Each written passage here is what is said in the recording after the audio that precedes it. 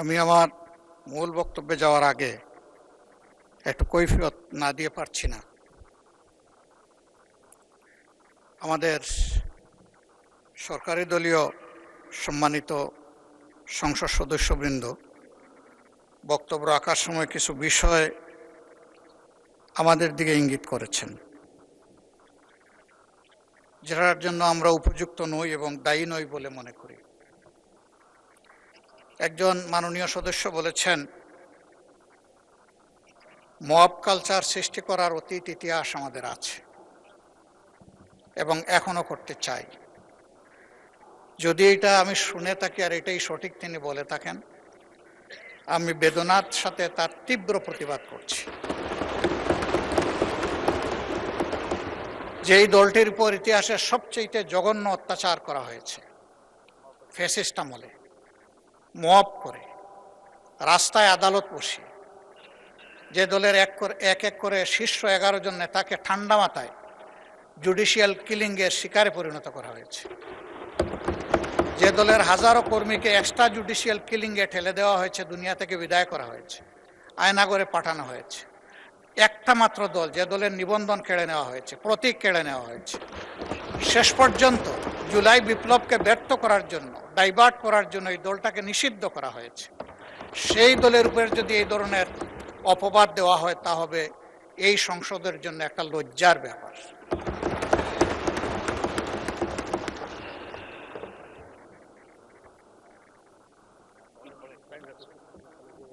মাননীয় স্পিকার, আমার 3 মিনিট চলে গেছে, আপনার দিকে খেয়াল করতে 3 সেকেন্ড, এই টাইম পাবো ইনশাল্লাহ।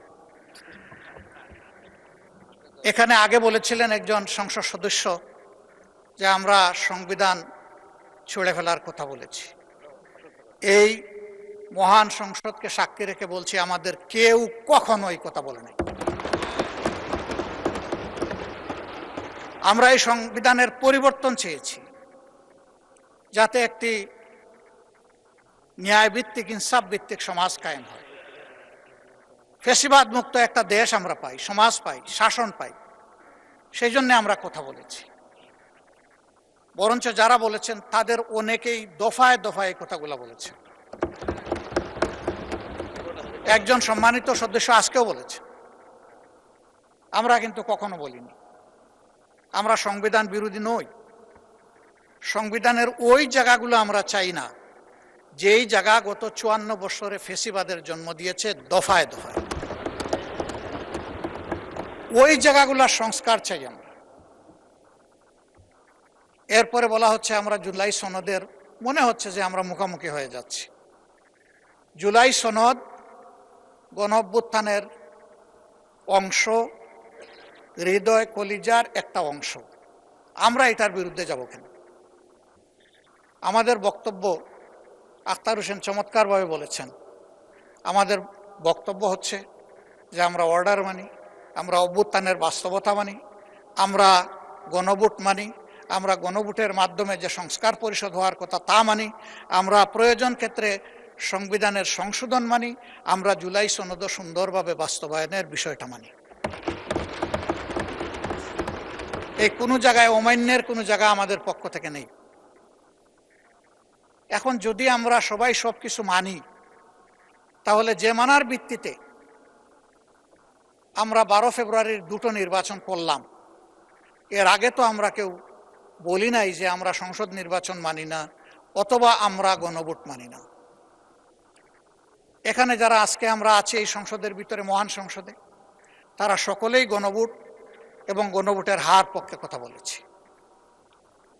এখন আজকে আমি পয়েন্ট অফ অর্ডারে দাঁড়িয়ে জানতে চেয়েছিলাম, যে সমস্ত অধ্যাদেশ এখানে আমাদের বৈধতা দেওয়ার জন্য, আইনগত রূপ দেওয়ার জন্য এসেছে, এ আলোচনা সেইটা কিনা। প্রথমে মাননীয় আইনমন্ত্রী বলেছিলেন না এটা সেইটা না, পরে বলেছেন না এটা এটাই। এরপরে আমরা আসলে সামনে পর্যাপ্ত কোনো কাগজ পাইলাম না, আমরা কোনো মত দিতে পারলাম না। এখন যে ব্যাপারে আমরা কোনো কাগজপত্র পাইলাম না, মত দিতে পারলাম না, এই সিদ্ধান্তগুলোর হাসর কি হবে আমি বুঝতে পারছি না। আমরা তো পার্টিসিপেটই করতে পারলাম না। মাননীয় স্পিকার, জুলাই অভ্যুত্থান, 90-এর গণ অভ্যুত্থান, 71-এর মহান মুক্তিযুদ্ধ, 52-র ভাষা আন্দোলন, 47-এর পাকিস্তান আন্দোলন, এই সবগুলো একটা আটটার সম্পূরক। এই পর্যায়ে আমরা এসেছি, কোনোটাকে অমান্য করে আসতে পারবো না। আমরা শুধু 2009 থেকে 2024-এর 5 আগস্ট পর্যন্ত আমরা নির্যাতিত বা মজলুম ছিলাম না, বরঞ্চ প্রথম আঘাতটা শুরু হয়েছিল 2006 সালের 28 অক্টোবর। ওখান থেকেই ফ্যাসিজমের জন্ম। ক্ষমতায় না এসেই তারা কি করবে ক্ষমতায় আসলে, সেদিন অগ্রিম জাতিকে জানিয়ে দিয়েছিল। সারা দেশে 2 দিনে 54 জন মানুষ, শুধু জামাতে ইসলামী না, বিএনপিরও সেই সময় নির্মমভাবে তাদেরকে খুন করা হয়েছে। পল্টন মোড়ে 6 জনকে সাপের মতো পিটিয়ে হত্যাই শুধু করা হয় নাই, তাদের লাশের উপর উঠে নর্তন কুর্দন করা হয়েছে। গোটা বিশ্ববাসী স্তম্ভিত হয়েছিল, হতবাক হয়েছিল সেদিনকার দৃশ্য দেখে। এরই ধারাবাহিকতায় এই সংসদে আমি আগেও বলেছি যে এখানে আমরা সবাই মজলুম, বিভিন্নভাবে মজলুম। মজলুমের বাইরে এখানে কোনো সংসদ সদস্য আছেন আমি বিশ্বাস করি না। এটা মজলুমের মিলন মেলা। আসলে এই জায়গায় আমরা চাচ্ছি আগামীর একটা বাংলাদেশ এমন হোক, যেই বাংলাদেশে আর কোনো আইন এবং সংবিধানের দোহাই দিয়ে কোনো ফ্যাসিবাদ ফিরে আসবে না। ফ্যাসিবাদের দাফন করতে চাই আমরা। এই জন্যই আমরা বলি যে একটা নতুন বাংলাদেশ দেখতে চাই। এই নতুন বাংলাদেশের মানে এই না যে এর ভৌগোলিক সীমারেখা বদলে যাবে, এর ফ্ল্যাগ বদলে যাবে, এর সব কিছু বদলে যাবে। নো, যে সমস্ত আইন, সংবিধানের যে সমস্ত সুযোগগুলা ফ্যাসিবাদের জন্ম দিয়েছিল, আমরা ওগুলা ফেলে দিয়ে নতুন বাংলাদেশ চাই। আমরা চাই একজন গ্রামের প্রান্তিক যারা আছে, তৃণমূলের মানুষ আছে, গরিব দুঃখী থেকে শুরু করে একেবারে রাষ্ট্রপতি ভবনে যিনি থাকবেন, তাদের কেউ কোনো বৈষম্যের শিকার হবে না। তারা সবাই সাম্যের ভিত্তি তাদের ন্যায্য পাওনাটা পাবেন নাগরিক হিসাবে। আবার কোনো পদ পদবি, দলীয় পরিচয়, ক্ষমতার গরম কোনো কিছুর বলেই কোনো অপরাধ করেও যেন কেউ পার না পায়, সেই বাংলাদেশটা আমরা চাই। এই বাংলাদেশ গঠনের জন্য ইন্টারিম গভর্নমেন্টের সময় 133টি অধ্যাদেশ জারি করা হয়েছে। এটা নিয়ে যে কমিটি হয়েছে তারা বিস্তারিত আলাপ আলোচনা করেছেন। আমরা আবারও দাবি করছি তার পূর্ণাঙ্গ রিপোর্ট আমাদের সামনে আসুক। আমরা সেই রিপোর্টটি দেখে এখন থেকে বাকি যে বিলগুলো আসবে আইন আকারে বৈধতা দেওয়ার জন্য আমরা আন্তরিকভাবে সেগুলাতে অংশগ্রহণ করতে চাই, এবং সরকারি দল বিরোধী দল মিলে আমরা আইনের একটা সুষ্ঠু কাঠামো গড়ে তুলতে চাই। আমরা এর বাইরে যেতে চাই না। এখানে আমাদের কোনো এইটা নিয়ে কোনো প্রতিদ্বন্দ্বিতা নাই, প্রতিযোগিতা নাই, বরঞ্চ এখানে সহযোগিতা থাকা দরকার। আমরা সেই সহযোগিতার মানসিকতা থেকেই প্রত্যেকটা আলোচনায় আমরা নিবিড়ভাবে, আন্তরিকভাবে, সজ্ঞানে আমরা অংশগ্রহণ করতে চাই। আমরা আশা করি আপনার মাধ্যমে এটা পাব। আমরা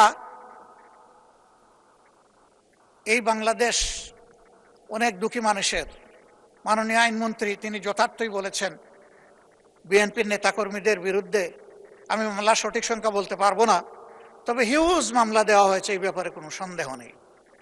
আমি বলবো শুধু বিএনপি না, সেই সময় বিরোধী দলে যারাই ছিলেন, যতগুলা দল ছিল, সবাই কিন্তু নির্যাতিত হয়েছে। এবং আমাদের বিরুদ্ধেও হাওয়াই মামলা কম দেওয়া হয় নাই। নেত্রকোনায় একটা বাড়িতে বাপ বেটা বসে ভাত খাচ্ছিল, তাদেরকে ধরে এনে বলেছে রাষ্ট্রের বিরুদ্ধে ষড়যন্ত্রে লিপ্ত ছিল। সেডেশন মামলা তাদের বিরুদ্ধে দিয়েছে। এটা শুধু আমাদের বিরুদ্ধে না, এটা বিএনপির নেতাকর্মীদের বিরুদ্ধেও দেওয়া হয়েছে। এই আন্দোলন করতে গিয়ে আপনারা মাঝে মাঝে সরকারের হয়তো বা কিছু পারমিশন পেয়েছেন, সরকারি দল এখন যারা আছেন, আমাদেরকে তো কোনো পারমিশনই দিত না। জীবনের ঝুঁকি নিয়ে যা নিয়ে পেরেছি আমরা রাস্তায় নেমেছি। অন্যায়ের, অপকর্মের আমরা প্রতিবাদ করেছি, জুলুমের প্রতিবাদ করেছি। আমরা যখন এই ধরনের কোনো কর্মসূচিতে নামতাম, আমরা ধরে নিতাম যে আজকে আরো 2-4টা মামলা হবে, আজকে আরো কিছু লোক আমাদের চলে যাবে ওদের হাতে এবং তাদের উপর বর্বর আক্রমণ চালানো হবে। সেটা হয়েছে। আমি এই জন্য শুধু রাজনৈতিক দল না, আলেম ওলামা থেকে শুরু করে দেশের সিভিল সোসাইটি, সাংবাদিক, দেশি বিদেশি, প্রবাসী, যারাই আন্দোলনে অবদান রেখেছে, আমি মনে করি কোনো না কোনো ক্ষেত্রে তারাও নির্যাতিত হয়েছে। আমরা জানি এরকম একজন সাংবাদিকের কথা, তিনি আমেরিকায় থাকেন, করক সরোয়ার। তিনি সেই সময় সরকারের অপকর্মের দলিল তুলে ধরতেন, ঝাল মিটিয়ে তার বোনটাকে ধরে নিয়ে তার উপর অমানসিক নির্যাতন করেছে। আমার যদ্দূর তার নামটা মনে পড়ে, ডাক নাম ছিল রাখা। এরকম দেখা গেছে বিদেশে বসে তার ন্যায্য মত প্রকাশের অপরাধে দেশে থাকা তার আত্মীয় স্বজনের উপর তারা চরম জুলুম করেছে।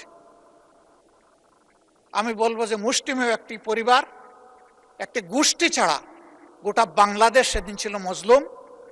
আর কারাগার 64 জেলায়, শুধু 64টা না, আর কাশেমপুরে আরো বাড়তি 4টা না, বরঞ্চ সারা বাংলাদেশটাই ছিল একটা কারাগার। কোনো সময় জেলের ভিতরে দীর্ঘ সময় থেকেছি, বছর 2 বছর। এখানে অনেক সংসদ সদস্যবৃন্দ আমরা একসাথে ছিলাম। সেই সময় দেশের বিষয় আশয় নিয়ে চিন্তা করতাম, নিজেদের সুখ দুঃখ ভাগাভাগি করতাম। ওই সময়টা আমাদের মাঝে কোনো বিরোধ ছিল না, কোনো ডিভিশন ছিল না, আমরা সবাই ছিলাম, আমাদের অবস্থান ছিল বাংলাদেশের পক্ষে, আমরা বাংলাদেশি। কিন্তু আশ্চর্য, এরপরের অধ্যায় দেখি এখন বদলে গেছে। আমরা এক একজনকে ঠেলে বিনা টিকিটে এক দেশ থেকে আরেক দেশে পাঠিয়ে দিই। টিকিট ছাড়া যাবে কেমনে? টিকিট নাই, ভিসা নাই, চলে যাও অমুক দেশে। আসলে এই ধরনের তৎপরতা আমি করলে ওইটা অন্যায়, অন্য কেউ করলে ওইটা অন্যায়। আমি এটা নিন্দা জানাই। এই সংস্কৃতি বন্ধ হওয়া উচিত। সবই যদি অন্য দেশের দালাল হয়ে যায়, তাহলে এই দেশের নাগরিক হবে কে? আসুন ওই পথ আর দুষাদিশি রাশারাশি ছেড়ে আমরা সবাই এই দেশের হই, জনগণ হই, দেশপ্রেমিক হই। আমি বিশ্বাস করি সকলের অন্তরে দেশপ্রেম আছে। এই অপচর্চাটা বন্ধ হওয়া উচিত। আমি প্রথম দিনই মাননীয় স্পিকারকে অভিনন্দন জানাতে গিয়ে অনুরোধ করেছিলাম যে এই মহান সংসদে আমরা যেন আর এখানে দাঁড়িয়ে কারো চরিত্র হনন করে একটা সেকেন্ডও নষ্ট না করি। এবং আমি আপনাকে অনুরোধ করেছিলাম আপনি এটা এলাও করবেন না। আমি আবার আজকে এটা আপনাকে অনুরোধ করি।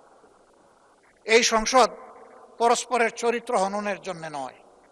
এই সংসদ জাতির দিক নির্দেশনা দেওয়ার জন্য, আগামীর বাংলাদেশ, প্রত্যাশার বাংলাদেশ, যুব সমাজের বাংলাদেশ, মা বোনদের জন্য, নারী সমাজের জন্য একটা নিরাপদ বাংলাদেশ, শিশুদের জন্য বেড়ে ওঠার নিরাপদ বাংলাদেশ আমরা গড়তে চাই। এই দেশটা যদি গড়তে হয়, তাহলে আমরা আবারও অনুরোধ করব, যে গণভোটটায় আমরা সবাই রাজি ছিলাম, হা বলতে আমরা সবাই মিলে এখানে ক্যাম্পেইন করেছি, আসুন কোনো বিতর্ক ছাড়া এই গণভোটটা আমরা মেনে নিই। ওই গণভোটের ডিরেকশন অনুযায়ী আমরা যে সংস্কার পরিষদটা গঠন করার কথা, সংবিধান আইন মানুষের জন্যে, আমরা স্বীকার করেছি সবাই সব কিছু আইন মেনে আজকের এই জাতীয় সংসদ গঠিত হয়নি, এই পর্যায়ে আমরা এসে উপনীত হইনি। আমরা আইনের কম্প্রোমাইজ করেই এখানে এসেছি এবং কম্প্রোমাইজ করেছি আমরা দেশ এবং জনগণের স্বার্থে। যদিও সময়সীমা চলে গেছে, আমরা যদি মাইন্ড ওপেন থাকি তাহলে আমরা মনে করি এখন রাস্তা বের করা সম্ভব এবং সেই রাস্তা বের করে আমরা এগিয়ে যাই। যতটুকু সংস্কার হওয়ার সংস্কার হবে, যেখানে সংশোধন হওয়ার সংশোধন হবে। আমরা সংশোধন বিরোধী নই, আবারও একেবারে স্পষ্টভাবে আমি জানিয়ে দিচ্ছি। এবং সংবিধান সংশোধনের কাজটা এবং আইন রচনার কাজটাই তো আমাদের কাজ। এই কাজে আমাদের পূর্ণ সহযোগিতা পাবেন। এটি একটি রুটিন কাজ, এটা আসবে, এটার জন্য আলাদা নোটিশ এবং প্রস্তাব আনার কোনো প্রয়োজন আছে আমি মনে করি না। আর যে প্রস্তাবটা এখানে আলোচিত হচ্ছে, এখনো আমরা জানতে পারলাম না অনুরূপ আরেকটা প্রস্তাব 30 তারিখ যেটা উত্থাপিত হয়েছিল মার্চ মাসের, সেটা আর কি হলো। সেটা যদি কোনো কিছু না হয়ে থাকে, তাহলে পেন্ডিং একটা বিষয়ে প্রস্তাব থাকা অবস্থায় আরেকটা মুলতবি প্রস্তাব আসতে পারে কিনা আমি এই কার্যপ্রণালী বিধি পড়ে এটা বুঝতে পারি নাই। যেহেতু আমি নবীন সদস্য, আমাকে একটু বুঝিয়ে দিলে আমি খুশি হব। আদৌ এই ধরনের কোনো সুযোগ আছে কিনা, যদি না থাকে তাহলে এই প্রস্তাব এখানে আলোচনার কোনো দাবি রাখে না।